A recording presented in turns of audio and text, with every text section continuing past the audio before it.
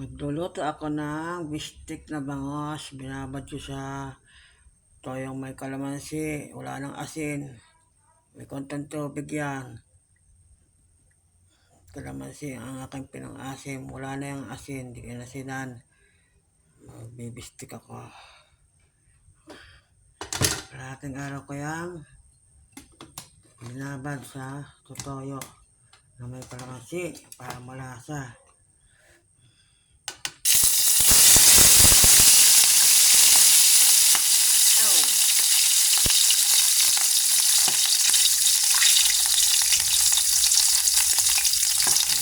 Nangagat. Mamasa.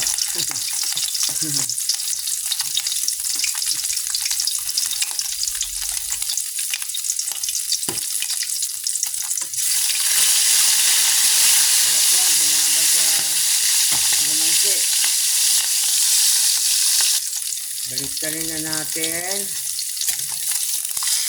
Dito lang ako mag-bistik ng bangos. Marinate mo kahit magdamag. So, kalahating araw ito nakababad. May kalamansi na yan. Para malasang malasa. Ayan. Sarap ang bistik.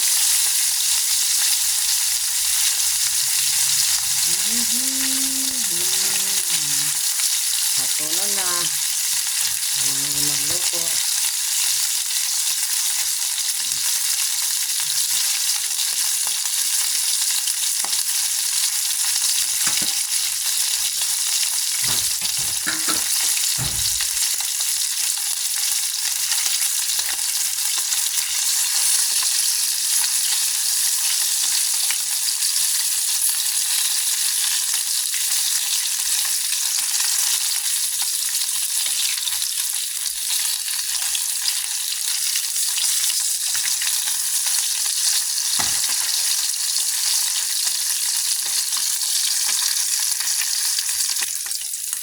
Ihahon na natin yung iba. Dali lang mag-bistik. Babad mo lang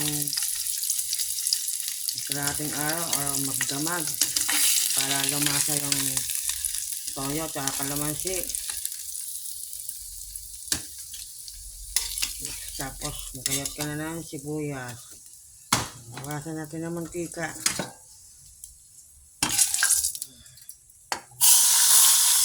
Lagyan natin sa tasa.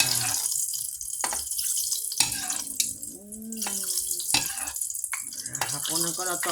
Titira pa ako ng para bukas.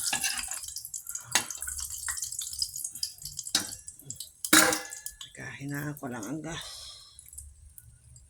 Tapos lagyan na ito sibuyas.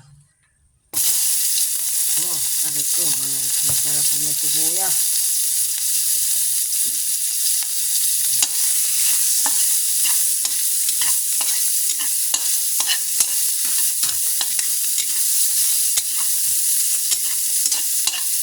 Ang gusto ko ng mga ano ko, mga bata pa. Eh ngayon malalaki na sila. Sila na magluto na kanila. Tapos, balik nyo na uli ito. Itong pinulitong bangos. Yung toyo yung binabag, yung sabaw, dagdagan yung konting tubig para hindi masyadong matoyo. Para may pangsabaw pa sa kanin. Para may pangsabaw sa kanin. Gusto yun yung may pangsabaw sa kanin. Yan, ganyan na ako mag-biscuit. Dagdagan pa ng konting tubig yan. Para maraming magkasabaw. Kaya sinasabaw sa kanin ng biscuit. Yan, ganyan na ako magluto ng biscuit na bangos. Wala na yung bread cake, kalamansi lang. Okay, alright.